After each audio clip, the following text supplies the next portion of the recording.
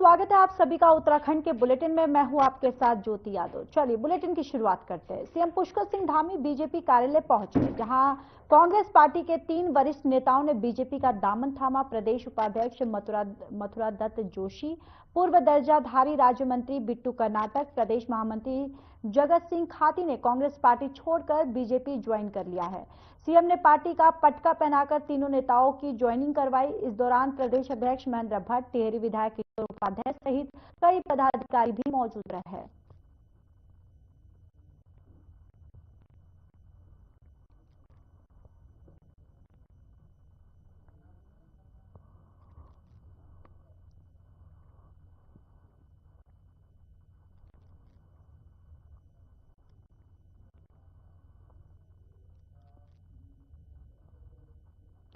उत्तराखंड में निकाय चुनाव से पहले कांग्रेस को बड़ा झटका लगा है। आपको बताते चले कि उत्तराखंड कांग्रेस के प्रदेश उपाध्यक्ष मथुरा दत्त जोशी कांग्रेस से इस्तीफा देकर बीजेपी का दामन थाम चुके हैं। मथुरा दत्त जोशी को बीजेपी प्रदेश मुख्यालय में मुख्यमंत्री पुष्कर सिंह धामी और बीजेपी प्रदेश अध्यक्ष महेंद्र भट्ट ने बीजेपी की सदस्यता दिलाई। आपको बताते चले कि मथुरा दत्त जोशी के साथ कांग्रेस के पूर्व प्रदेश उपाध्यक्ष बिट्टू कर्नाटक, पिथौरागढ़ के पूर्व पालिका अध्यक्ष जगत सिंह खाती भी शामिल हो गए हैं बीजेपी में। इस दौरान बीजेपी के संगठन महामंत्री आदित्य कोठारी, बीजेपी विधायक किशोर उपाध्याय भी मौजूद रहे। सीएम धामी और बीजेपी प्रदेश अध्यक्ष महेंद्र भट्ट ने तीनों नेताओं का स्वागत किया और कहा कि इन नेताओं को बीजेपी में उचित सम्मान दिया जाएगा।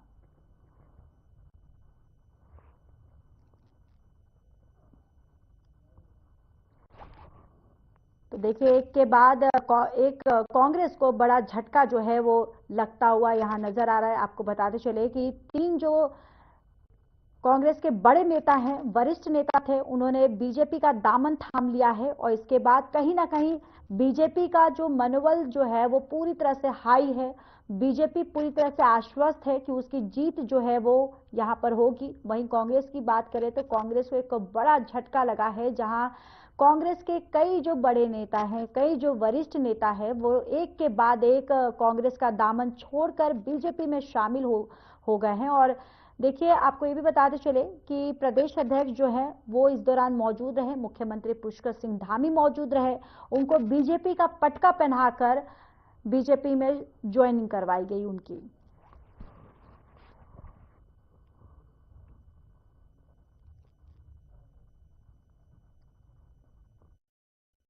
मथुरा दत्त जोशी जी, जिनसे मेरा कई दशकों का संबंध है, और ये जरूर है कि ये उस पार्टी में रहते हुए अपनी पार्टी के प्रति जो उनकी प्रतिबद्धता थी उसको लगातार पूरा करते थे और उसमें 1% की भी कहीं कोई छूट नहीं करते थे।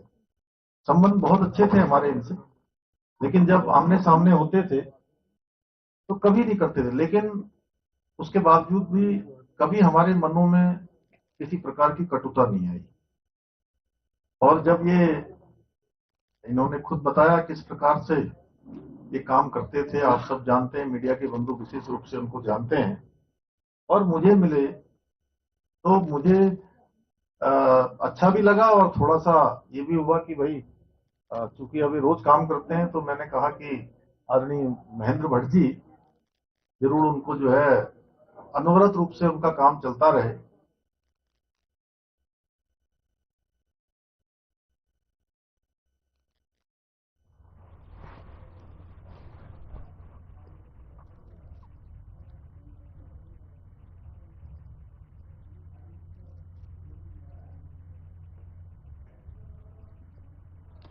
तो प्रदेश उपाध्यक्ष ने इस्तीफा दे दिया है, जिसके बाद उन्होंने बीजेपी का दामन थाम लिया है। और देखिए, मुख्यमंत्री पुष्कर सिंह धामी, प्रदेश अध्यक्ष भी यहां पर मौजूद थे और उन्होंने बीजेपी का पटका पहनाकर उनको बीजेपी में शामिल कर लिया है।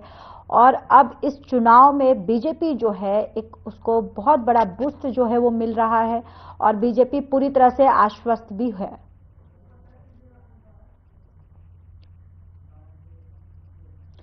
तो चलिए रुक कर लेते हैं इस वक्त की बड़ी और अहम जानकारी की ओर। देहरादून से ये बड़ी खबर सामने आ रही है, जहां देहरादून में कांग्रेस को एक और बड़ा झटका लगा है, जहां मथुरा दत्त जोशी ने कांग्रेस से इस्तीफा दे दिया है। ये बड़ी जानकारी कांग्रेस प्रदेश उपाध्यक्ष हैं मथुरा दत्त जोशी, राष्ट्रीय अध्यक्ष को पत्र भेजकर इस्तीफा दे दिया है। ये बड़ी जानकारी आप तक साझा कर रहे हैं। यहाँ कांग्रेस को एक और बड़ा झटका लगते हुए जहां मथुरा दत्त जोशी ने कांग्रेस से इस्तीफा दे दिया है। कांग्रेस प्रदेश उपाध्यक्ष हैं मथुरा दत्त जोशी और राष्ट्रीय अध्यक्ष को पत्र भेजकर ये इस्तीफा दिया है। ये देखिए, ये इस्तीफे का जो पत्र है ये भी हम आपको टेलीविजन स्क्रीन पर दिखा रहे हैं, जहां मथुरा दत्त जोशी ने कांग्रेस से इस्तीफा दे दिया है। तो देखिए, एक के बाद एक जो बड़े नेता जो है कांग्रेस का दामन जो है वो छोड़ते हुए नजर आ रहे हैं। और कांग्रेस को देखिए एक और बहुत बड़ा झटका लगा है, जहां कांग्रेस के एक बहुत बड़े नेता मथुरा दत्त जोशी जो है उन्होंने इस्तीफा दे दिया है।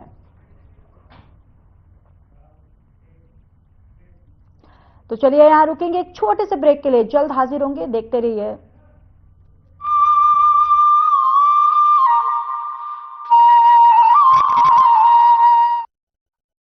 विकास पुरुष प्रधानमंत्री नरेंद्र मोदी के मार्गदर्शन एवं माननीय मुख्यमंत्री योगी आदित्यनाथ जी के कुशल नेतृत्व में प्रयागराज महाकुंभ 2025 अब डिजिटल महाकुंभ बनने के लिए हो चुका है तैयार।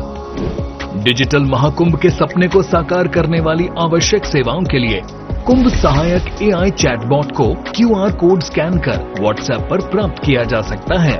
इससे श्रद्धालु 11 भाषाओं में हर तरह की जानकारियां प्राप्त कर सकेंगे। कुंभ सहायक चैटबॉट से बोलकर या लिखकर तत्काल जानकारियां प्राप्त होंगी। ये चैटबॉट श्रद्धालुओं को मीडिया गैलरी जैसी कई और सुविधाएं भी देगा। किसी अस्थायी शहर के लिए पहली बार गूगल पर महाकुंभ मेला क्षेत्र अलग से चिन्हित किया गया है। इससे नेविगेशन आसान होगा। डिजिटल महाकुंभ का साक्षी बनने आप भी पधारिए प्रयागराज।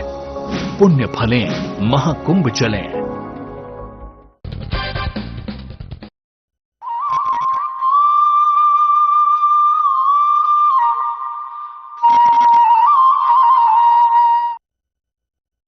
ब्रेक के बाद स्वागत है आप सभी का। चलिए आगे बढ़ते हैं। विकासनगर के जौनसार भवन में एक जौनसारी वीडियो एल्बम का विमोचन किया गया, जो कि एल्बम गज्जू मलारी के 2 जौनसारी एक पुरानी कहानी पर आधारित है। इसमें एक महिला अपने पति का इंतजार करती है जो घर से दूर जंगल में गया होता है। वीडियो एल्बम में राजेंद्र नौटियाल द्वारा अभिनय और आवाज दी गई है। तो वहीं वीडियो एल्बम का विमोचन ज्वाला प्रसाद वन विभाग कालसी द्वारा किया गया। इस मौके पर महेश असवाल, प्रभु तोमर मौजूद थे।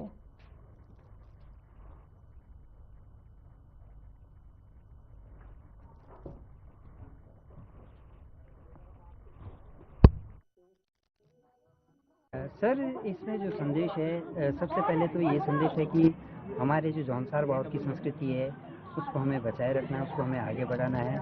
और दूसरा जो संदेश हमारे जौनसार बाउर का जो एक स्नेह है और एक सहृदय प्यार है, इस तरीके से एक गज्जू मलारी का एक जो प्रेम प्रसंग था वो एक दूसरे के लिए कितने समर्पित थे, कितने समर्पण का भाव रखते थे, तो उसको हमने इस गाने में दर्शाया है। मसूरी में नगर पालिका चुनाव को लेकर बीजेपी के कार्यकर्ताओं में कमर कस ली है, जिसको लेकर मसूरी में वरिष्ठ बीजेपी नेताओं ने बैठकों का दौर शुरू कर दिया है और कार्यकर्ताओं को जीतने का मंत्र दिया जा रहा है। शनिवार को धनौल्टी से बीजेपी विधायक प्रीतम सिंह पवार और राज्य मंत्री कैलाश पंत ने कार्यकर्ताओं के साथ बैठक की और सभी कार्यकर्ताओं से एकजुट होकर धरातल पर काम करने की अपील भी की है।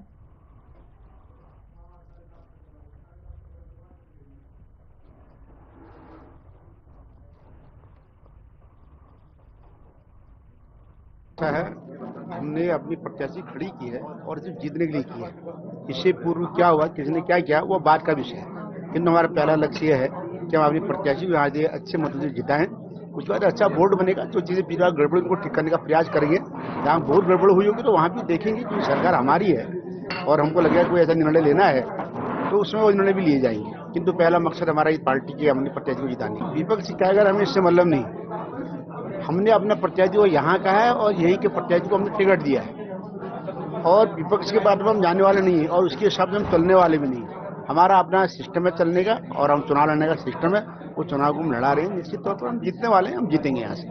हमारा मकसद, आपने बड़ा अच्छा प्रश्न किया हमसे। मैं भी रास्ते में सोच के आ रहा था कि 13 पार्षद यहाँ होते हैं, हम कम से कम 8-9 पार्षद जीतेंगे। इस तरह से हमारे मसूरी नगर पालिका परिषद बहुत ही महत्वपूर्ण है देश विदेश के लिए।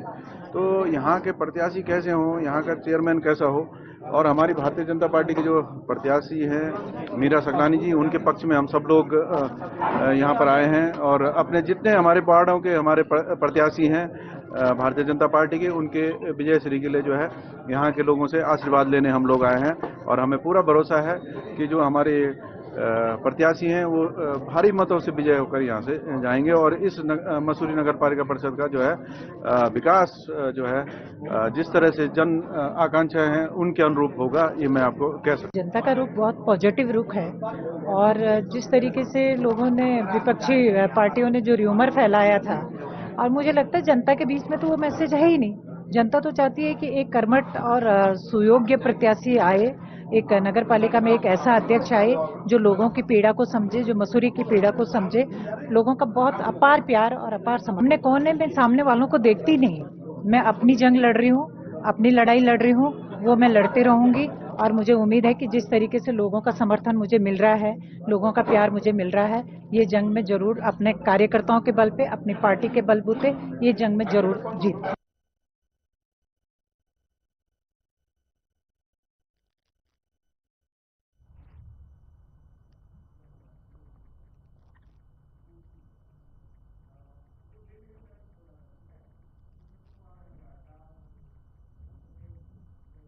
यहाँ रुकेंगे और एक छोटे से ब्रेक के लिए।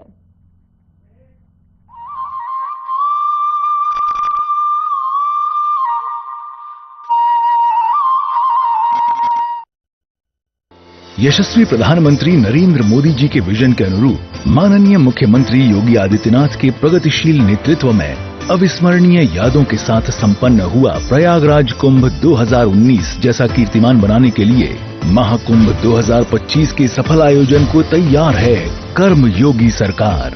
स्वच्छ महाकुंभ, हरित महाकुंभ के अनुरूप पौधरोपण, पार्कों का जीर्णोद्धार एवं सौंदर्यकरण के विभिन्न कार्यों से महाकुंभ में आने वाले पर्यटकों को होगी विशेष अनुभूति। कूड़ा प्रबंधन, ठोस अपशिष्ट निस्तारण और पॉलीथीन फ्री महाकुंभ के लिए बनाई गई है विशेष कार्य योजना। श्रद्धालुओं की सुविधा के लिए 1,45,000 शौचालय का कराया जा रहा है निर्माण। सौंदर्यकरण और मेला थीमेटिक लाइटिंग के कार्यों से कुंभ नगरी प्रयागराज को मिला है नव्य स्वरूप। मानवता की अमूर्त सांस्कृतिक धरोहर महाकुंभ 2025 में अमृत स्नान का पुण्य कमाने आओ चलें महाकुंभ।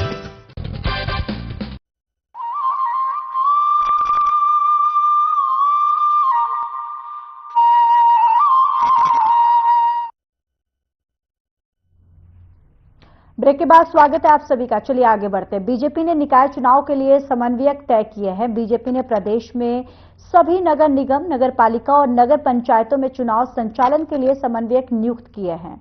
प्रदेश महामंत्री आदित्य कोठारी ने बताया कि प्रदेश अध्यक्ष महेंद्र भट्ट के निर्देश पर यह नियुक्ति की गई है। तो निकाय चुनाव के लिए बीजेपी तैयार है पूरी तरह से। बीजेपी ने समन्वयक जो है वो तय कर लिए हैं। चुनाव संचालन के लिए दरअसल समन्वयक की नियुक्ति की गई है और अब यहां पर पूरी तरह से बीजेपी जो है वो तैयार है।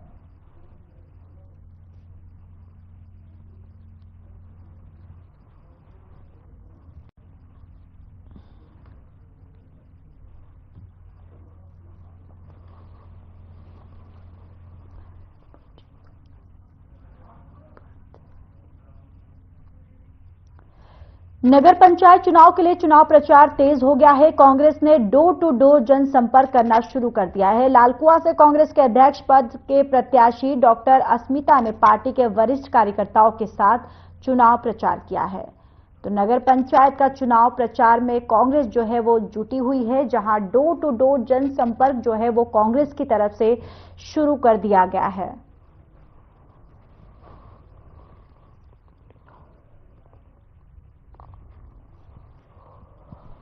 देखिए, शहर की जनता से हम ये अनुरोध है कि कांग्रेस को जिताइए और जैसे कि हमारे हाईकमान ने टिकट डॉक्टर अस्मिता जी को दिया है। एक बहुत पूर्व हमारे जो यहाँ के चेयरमैन रहे रामभू मिश्रा जी की बहू है। पहली बात तो इस इसकी जो समस्या है लालकुआ की, वो भली अच्छी तरह जानते हैं, मतलब भली बात जानते हैं कि हमारे वहाँ क्या होना है। और उसी तरह से अस्मिता जी को मैंने देखा कि बहुत एक्टिव हैं और समझदार हैं और उनको एक एक काम का बारे में मालूम है कि लालकुआ में क्या जरूरी है। हम जो है एक बहुत ही अच्छे वोटों से हम यहाँ पर जीत दर्ज करेंगे, क्योंकि जो हमारी यहाँ पर कैंडिडेट है डॉक्टर अस्मिता मिश्रा, वो डेंटिस्ट हैं, डॉक्टर हैं और बहुत पढ़ी लिखी है। सारे कैंडिडेटों में अगर आप कंपैरिजन करेंगे तो उनसे बढ़िया कोई कैंडिडेट नहीं होगा। दूसरी वो महिलाएं हैं और सबसे बड़ी बात है कि वो पूर्व में हमारे चेयरमैन रहे रामबाबू मिश्रा जी की बहू है। रामबाबू मिश्रा जी जिन्होंने इस क्षेत्र के लिए, इस लालकुआं नगर पंचायत के लिए बहुत कुछ किया। जनसंपर्क में मेन बाजार में हम गए, सारे लोग थे, कांग्रेस के कार्यकर्ता, सब सम्मानित लोग जनता के बीच में गए, बहुत ही स्नेह मिला। और मेरी जो मेन जो मुद्दे रहेंगे वो सबसे पहला रहेगा मालिकाना हक लोगों को दिलवाना। 2016 में इसका अध्यादेश आ चुका था कांग्रेस सरकार द्वारा, बट बीजेपी ने इसको अभी तक लागू नहीं करवाया है। तो उस पर हम काम करेंगे, जैसे ही चेयरमैन बनेंगे इस पर सबसे पहले हम इस पर जल्दी से ही इसको बढ़ाएंगे आगे।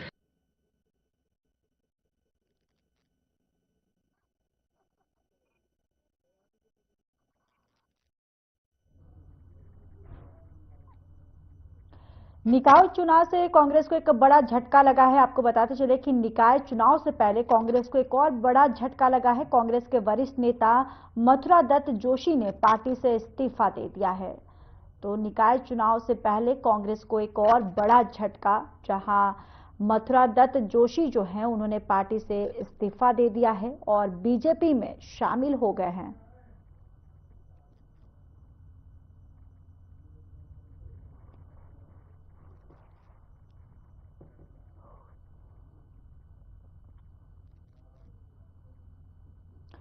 निकाय चुनाव में कांग्रेस को एक और बड़ा झटका लगा है, जहां कांग्रेस के प्रदेश उपाध्यक्ष संगठन मथुरा दत्त जोशी ने कांग्रेस से इस्तीफा देकर बीजेपी में शामिल हो गए हैं। मुख्यमंत्री पुष्कर सिंह धामी और बीजेपी प्रदेश अध्यक्ष महेंद्र भट्ट ने उन्हें पार्टी की सदस्यता दिलाई। मथुरा दत्त जोशी के साथ साथ हरीश रावत के करीबी बिट्टू कर्नाटक ने भी बीजेपी का दामन थामा। दोनों ही नेताओं ने अपनी अनदेखी का आरोप लगाकर कांग्रेस को छोड़ दिया है।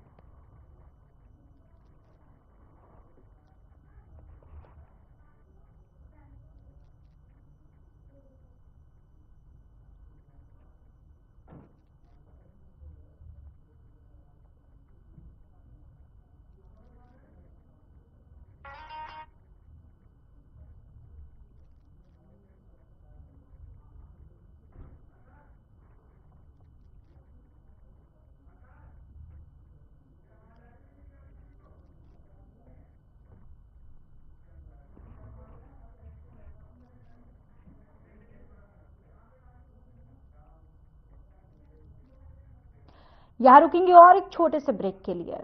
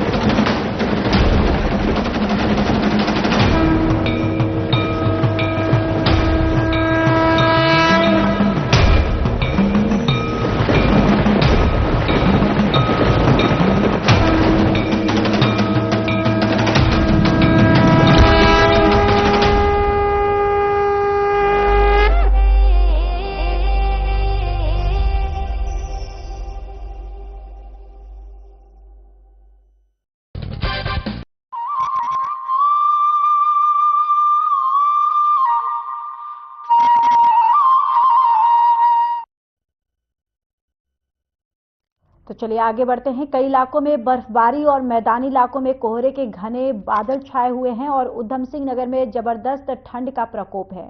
बारिश के बाद लगातार 4 दिन तक धूप ना निकलने और अब सीजन में कोहरे की पहली दस्तक देखने को मिली, जिससे ठंड ने अपना असर दिखा दिया है। जो कि घने कोहरे ने अपनी दस्तक दे दी है। सड़क पर चलने वाले वाहनों को दिन में लाइट जलाकर चलने पर मजबूर होना पड़ रहा है।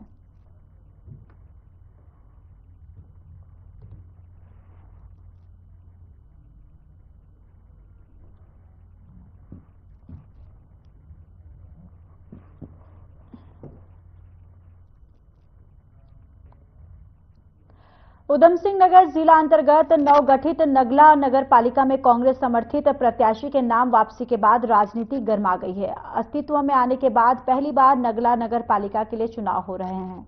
2 दिन पूर्व कांग्रेस प्रत्याशी हरिओम की उम्र 30 वर्ष न होने पर उनका नामांकन रद्द कर दिया गया था, जिसके बाद कांग्रेस पार्टी ने निर्दलीय प्रत्याशी राकेश यादव को अपना समर्थन दिया था। साथ ही कांग्रेस कार्यकर्ताओं को राकेश यादव को चुनाव लड़ाने का आग्रह किया था।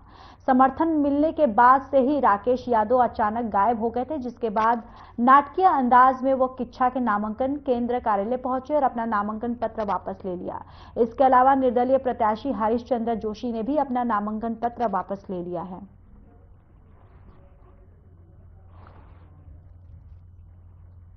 मामला यह है कि हमारा जो उम्मीदवार था नगला का, उसका पर्चा खारिज हो गया था। पर्चा नहीं, उसका उम्र कम थी, पर्चा खारिज हो गया था। उसका कम उम्र होने का टेक्निकल दिक्कत थी, वकील ने उनके इस चीज़ को देखा नहीं।